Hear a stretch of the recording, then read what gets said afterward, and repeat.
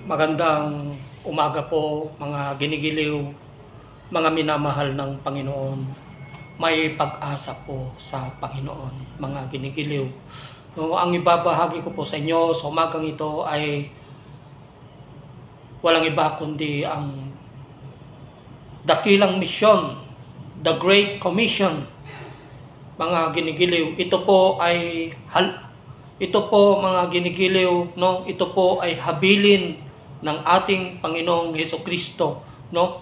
Sa mga naligtas na ang misyon natin, no, bilang isang lingkod ng Diyos ay ikalat ang magandang balita, mga ginigiliw, no? Kaya dito babasahin po natin dito kung paano po tayo isinusugo ng ating Panginoong Hesukristo at kung paano niya isinugo ang kanyang mga alagad, mga ginigiliw. No, sabi niya po dito sa Mateo 28:16, pumunta nga ang 11 alagad sa Galilea, sa bundok na sinasabi sa kanila ni Jesus. Nang makita nila si Jesus, siya'y sinamba nila, subalit may ilan sa kanilang nag-aalinlangan.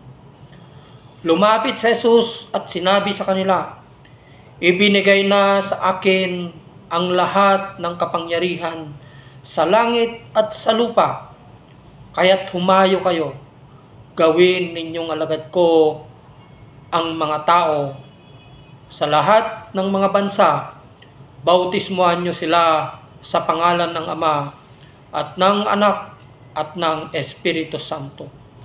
Turuan nyo silang sumunod sa lahat ng iniuutos ko sa inyo. Tandaan ninyo, ako'y laging kasama ninyo hanggang sa katapusan ng panahon, mga ginigiliw. Mga ginigiliw, bibigyan po natin ng konteksto, himay-himayin po natin ang bawat talata na sinasabi po dito ng salita ng Panginoon, mga kapatid. Alam niyo po, sa muling pagkabuhay ng ating Panginoong Hesukristo, pinili na lamang niya kung kanino siya magpapakita. No? Hindi po sa lahat ng hindi kumilala sa Kanya, hindi tumanggap sa Kanya, hindi sumampalataya at sumamba sa Kanya, hindi na siya nagpakita sa kanila, mga ginigiliw. Kundi ang pinagpapakitaan na lamang niya ay yung mga taong sumusunod at sumasampalataya sa Kanya. And even sa mga tagpo na ito, mga ginigiliw, sa babasahin natin dito, hindi natin maiiwasan, mga ginigiliw, na may mga pag-doubt, no? Pag-aalinlangan ng kanyang mga lagad, mga ginigiliw. Nung nagbigay siya ng instruction, dakilang tagubilin sa kanila na magkita-kita sila sa bundok ng Galilea, mga ginigiliw.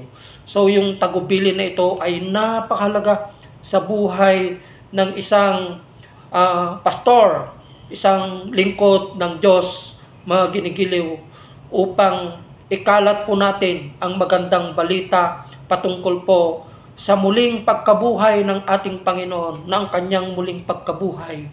Ito po ay pag-asa para sa atin, mga ginigiliw, na sumasampalataya at kumikilala sa ating Panginoon Hesukristo bilang Diyos at tagapagligtas ng ating buhay.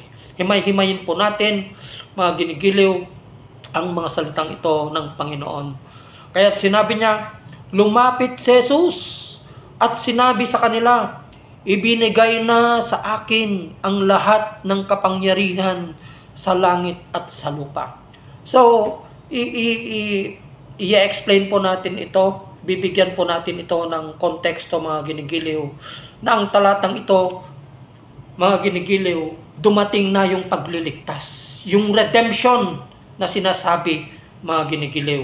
Ibig sabihin, binigyan na niya tayo ng karapatan na magkaroon ng buhay na walang hanggan, mga ginigiliw, sapagkat siya ay muling nabuhay at yung mga sumampalataya at nanalig sa ating Panginoong Hesukristo, magkakaroon din sila ng pag-asa, magkakaroon din sila ng buhay na walang hanggan na makakasama po nila ang ating Panginoong Hesukristo. Yun po ang redemption of sin. Mga kapatid, yun po yung pagbibigay sa atin ng Diyos ng kapatawaran sa pamamagitan ng ating Panginoong Hesukristo nung siya ay pinako sa krus, nung ibinigay niya ang kanyang buhay, mga ginigiliw, no? 'Di ba? Kahit wala nang kahatulan, sabi niya sa Romans, no? Wala nang kahatulan ang mga taong sumampalataya at nanalig sa ating Panginoong Hesukristo. There is no judgment, no? Wala na pong kahatulan. Hindi na po natin mararanasan ang judgment. Natatayo sa harapan ng Diyos upang idepensa natin ang ating sarili na sabihin natin na wala tayong kasalanan. Sapagkat inako na po ng ating Panginoong Hesukristo ang ating mga kasalanan. 2,000 taon na po ang nakakalipas, mga kapatid, no? So dito, mga kapatid, no, ito ay last will and testament, no, ng ating Panginoong Hesukristo sa atin.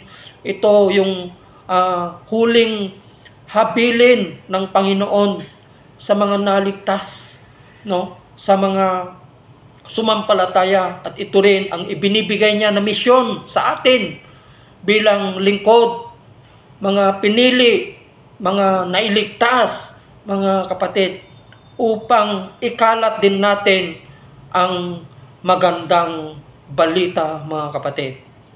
Kaya, alam nyo, mga kapatid, ang mga salitang ito ay binibigyan niya po ng kapangyarihan, no?